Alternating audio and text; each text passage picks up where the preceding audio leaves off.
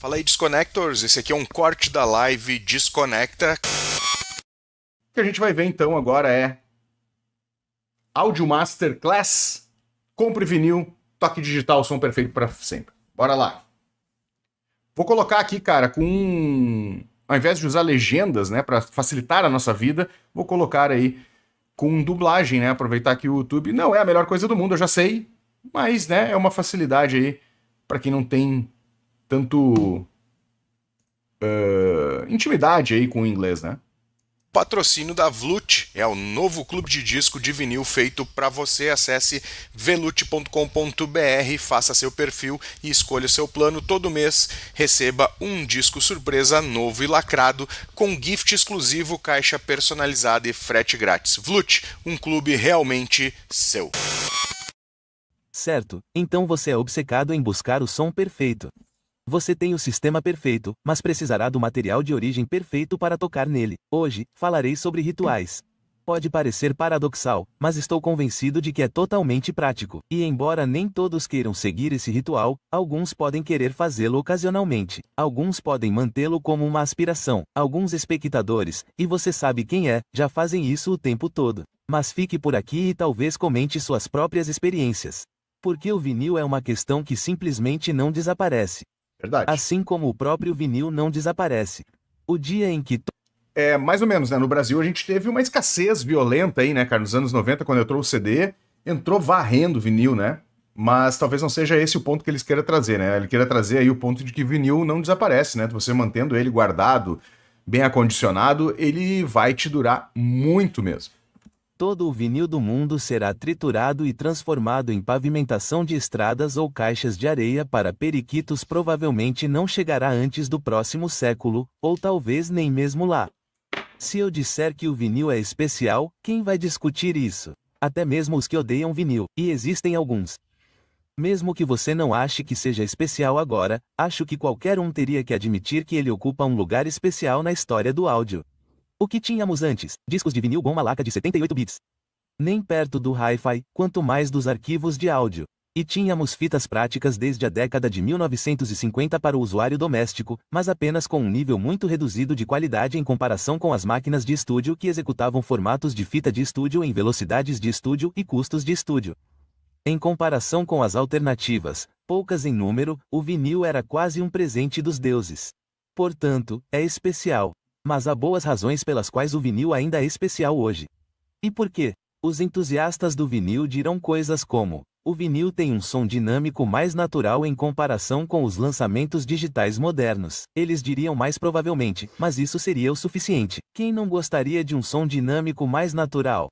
Acontece que muitas pessoas, anti-arquivos de áudio, eu poderia chamá-los. Eles não são realmente anti-nada, no entanto. Eles simplesmente seguem suas vidas de áudio de uma forma que lhes convém, mas afeta severamente qualquer um que esteja interessado em um som de qualidade. A guerra do volume, preciso mencionar isso.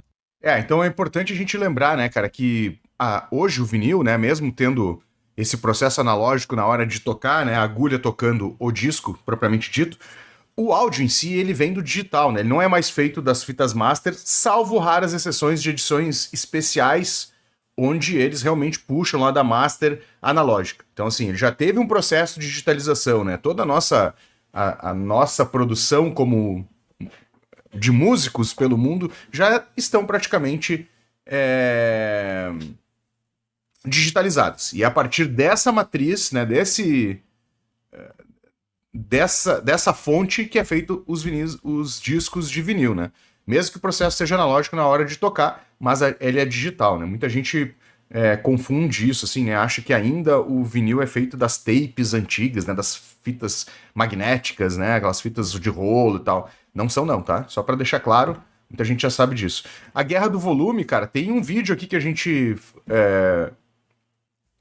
reagiu há umas 2 semanas atrás, eu fiz um corte, já tá no canal aí, sobre a Guerra do Volume, explicando como é que funciona essa parada, né, na produção, na masterização, principalmente, aí mixagem, né, onde os caras achatam a música, né, eles levantam o volume, fazendo com que ela achate e perca um pouco do dinamismo musical. Mas vamos em frente, que eu já tô falando demais e eu sei que é foda ficar parando.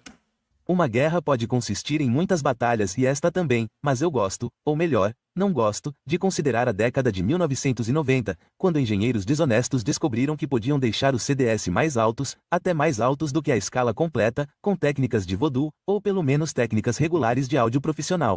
Mas levado ao extremo. Quer deixar seu áudio mais alto? Comprima, limite, distorça. É fácil. Difícil de fazer sem piorar o som. E, claro, o eventual ouvinte pode simplesmente diminuir o volume. Sem aumento do volume, mas com redução da qualidade do áudio, muitas vezes severamente reduzida. Como entusiastas de áudio, não gostamos, não é? Mas arquivos anti-áudio, bem, eles adoram. Eles podem ouvir em seus fones de ouvido baratos, alto-falantes de telefone, alto-falantes inteligentes e basicamente qualquer coisa que seja uma porcaria. E não importa onde eles toquem, ele vai soar com uma faixa dinâmica plana, distorção de cortar os tímpanos, sem diferenciação entre os instrumentos. Nem me faça começar. Agora, eu gosto de manter a mente aberta e fico feliz em ouvir o muro de som de Phil Spector de vez em quando, e música EDM onde esse tipo de textura sonora realmente faz parte da arte. De vez em quando, eu disse, não o tempo todo. Claro, quando eu mencionei Phil Spector, eu estava falando do assassino condenado Phil Spector, e não vamos perdoá-lo por isso. Bem, ele é dos anos 1960, não é? E embora ninguém falasse sobre guerras de volume naquela época, definitivamente havia uma tendência de fazer discos que soassem mais altos do que outros na jukebox. Mais altos e distorcidos, é claro, mas... Esse eu não sabia, não tava por dentro, né? Também não sou um grande conhecedor de masterização, né, e mixagem e tal, mas não sabia que Phil Spector já utilizava esse tipo de técnica e estratégia lá nos anos 60. Então tivemos os anos 1970 e ouso mencionar isso, o prog rock. Prog rock não prog? De repente, a música popular ficou séria e não queríamos ouvir um muro de distorção. Queríamos uma gama de frequência completa, dinâmica completa, instrumentos que pudéssemos escolher e focar de forma diferente, possivelmente em cada audição. Dias de glória, de fato. Agora, acho isso importante. Esses dias de glória do rock de Praga, eles estabeleceram um padrão para a qualidade de áudio em vinil. Eu poderia mencionar a música clássica também, mas vou anotar de passagem. Os comentaristas podem querer adicionar seus próprios gêneros favoritos dos dias de glória.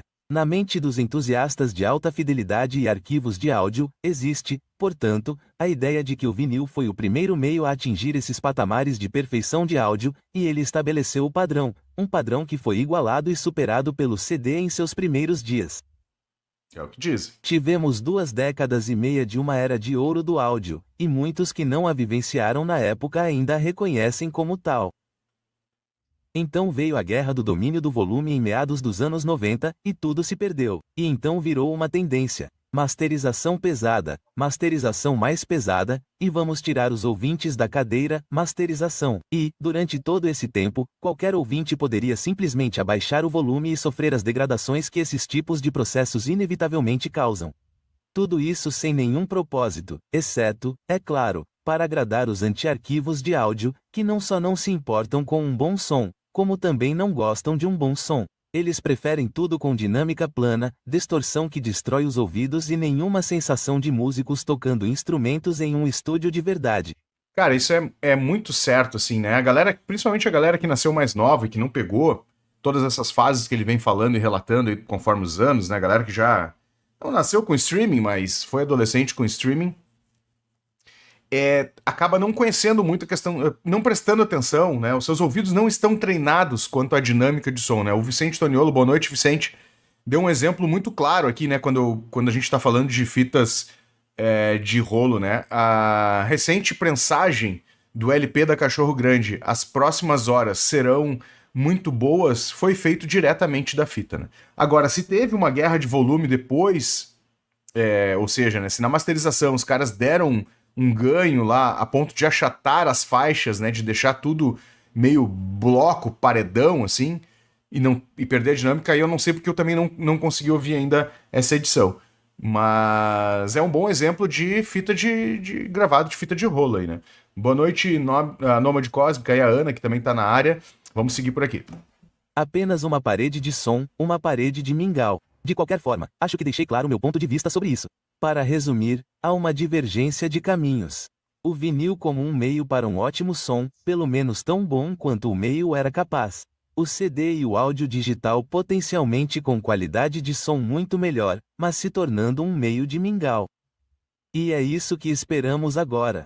Remasterizar isso me deixa triste. Vamos considerar isso no contexto do streaming. Então, há um álbum de que você gosta e o reproduz várias vezes. Mas, de repente, esse álbum não está mais disponível no formato que você conhece e ama. Foi remasterizado como se isso fosse algo bom. Cara, isso acontece direto, direto, cara. Direto. Seguidamente, tu pega uns álbuns que tu não vê mais, principalmente em streaming, né? Quando a gente olha pra Spotify, o próprio YouTube Music, o Tidal, né, cara? Eles tiram as versões antigas, né? A gravação de época, né? A prensagem de época, né? A edição de época, e começam a colocar os remasters mais atuais, né? E o que ele falou, né? Na promessa de que aquilo ali seja realmente bom, né, cara? E, cara, a gente sabe, sinceramente, cara, não é bom, tá? Assim, porque a gente perde dinâmica, teve essa guerra do volume aí que ele vem falando, só que a gente não tem acesso mais à versão antiga. Então, qual é a forma de ter a versão antiga? Tá aqui, meu, ó. Vinil, cara. Vinil é o jeito de tu conseguir ter as edições antigas, né? Tu vai comprar uma edição antiga, tu comprar uma nova, obviamente, tu vai ter o remaster novo. Mas se tu comprar o vinil antigo, anos 80, né? Anos 90 também, né? As primeiras prensagens, ou não precisa ser a first press, mas as primeiras prensagens que saíram, muito provavelmente vão ter uma dinâmica diferente musical do que os remasters de hoje em dia. Se formos descrever as coisas como elas são, o volume foi aumentado e a qualidade do áudio degradada. E alguns anos depois, será remasterizado novamente, ainda mais alto e pior, e você não terá acesso à versão original que conhecia e amava. Este é um argumento a favor da mídia física, ou uns e zeros que você pode baixar e guardar. Há todo um universo de sofrimento aqui também, que prometo abordar em um vídeo futuro. Mas você não se prejudicará comprando um CD de verdade se gostar, e espero que seja de uma época em que não seja a versão remasterizada. E então, caro espectador, você tem uma escolha. Você pode ouvir seus álbuns favoritos em streaming e aturar um relançamento contínuo de novas e piores masterizações. Ou você pode comprar CDs. Eles ainda estão disponíveis novos, CDs. sabe, e aturar qualquer grau de masterização com que sejam processados. Ou você pode comprar vinil. O vinil hoje em dia pode ser um pouco caro, mas foi criado para agradar os verdadeiros amantes da música, entusiastas de alta fidelidade e arquivos de áudio. O que você prefere? Ouvir um monte de coisas ou ouvir música? Tenho que ser sincero aqui e dizer que o vinil é inferior ao digital. Discuta isso nos comentários se quiser, mas a menos que um disco seja totalmente AA, você não pode dizer que é melhor do que o digital porque o áudio já foi digitalizado em algum momento. Isso que eu tava falando. E então você tem cliques de ruído de superfície, distorção de ponta a ponta, desalinhamento e outras coisas desagradáveis que você pode minimizar e obter um som muito decente se estiver preparado para investir em um equipamento decente para tocar discos. Mas, embora o vinil tenha seus problemas técnicos, ele não é um monte de coisas. Então, como o vinil que você compra hoje é produzido tendo em mente o amante da música, o entusiasta de alta fidelidade e os arquivos de áudio, eu diria que você provavelmente terá uma experiência de produto final melhor do que certamente do streaming, mas também muito provavelmente do CD. Mas você sabe o que acontece depois? O vinil se degrada. Alguns comentaristas em alguns dos meus vídeos anteriores têm discos de vinil mágicos que nunca se degradam. Mas acho que para um usuário do mundo real, não para aqueles que vivem no mundo dos sonhos, saberemos que a primeira reprodução é sempre a melhor. Então, aqui vai uma lógica que não precisa de coragem para descobrir. Compre seu vinil e, na primeira reprodução, digitalize-o. Com uma interface de áudio conectada ao seu computador, você pode pegar a saída do seu pré-amplificador Raya e transformá-la em uns e zeros com resolução de 24 bits e taxa de amostragem de 96 kHz. Ou você pode ignorar o computador inicialmente e gravar em float de 32 bits em um gravador de campo sem se preocupar com Head Room. Interfaces de áudio de 32 bits são escassas no momento. Mas quando todos os meus espectadores amantes de vinil começarem a clamar por elas, tenho certeza de que os fabricantes atenderão. Agora você tem uma cópia quase perfeita do seu álbum favorito para ouvir quantas vezes quiser, pelo resto da vida, e sempre soará igual. Respeito ao vinil pelos engenheiros de áudio. Som digital puro e perfeito para sempre. Sei que muitos dos meus espectadores terão suas próprias opiniões sobre isso e adoraria que você compartilhasse nos comentários. Até breve. Isso não é nenhuma novidade. Eu copio discos do meu Crossley Cruiser para o meu JVCR CM80 o tempo todo e os ouço repetidamente. Primeiro, meu caro, para ter qualquer coisa audível, você precisa de pelo menos um toca-discos vintage de 196 com 4 velocidades e uma interface de áudio de ponto flutuante de 32 bits como a que eu mesmo projetei usando réplicas Telephone FF14 sopradas. Cara, nível aqui é audiófilo, né? Já deu pra perceber, né? Já deu pra perceber que o cara aqui, ele tá em outro nível, né? Audiofilia pura, é difícil...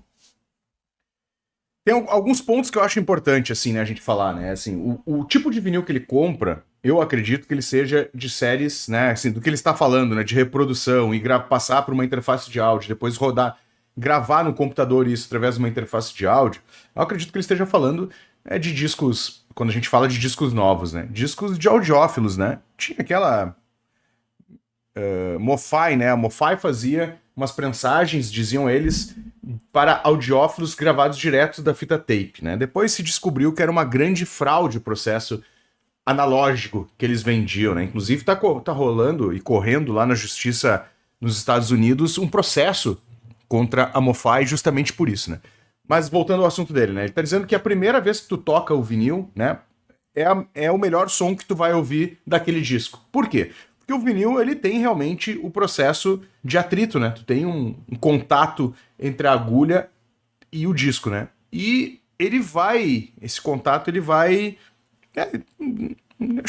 Eu acho um pouco exagerado isso, né? Mas a gente pode dizer que ele vai estragando o disco, né? Porque ele vai comendo ali, né? Ele vai gastando o disco ali. E aí, segundo ele, a melhor forma de tu manter a qualidade de áudio é na primeira audição já gravar ele e passar por um processo digital. Não sei, cara. Não sei, né? Eu acho que tem muito preciosismo aí, né?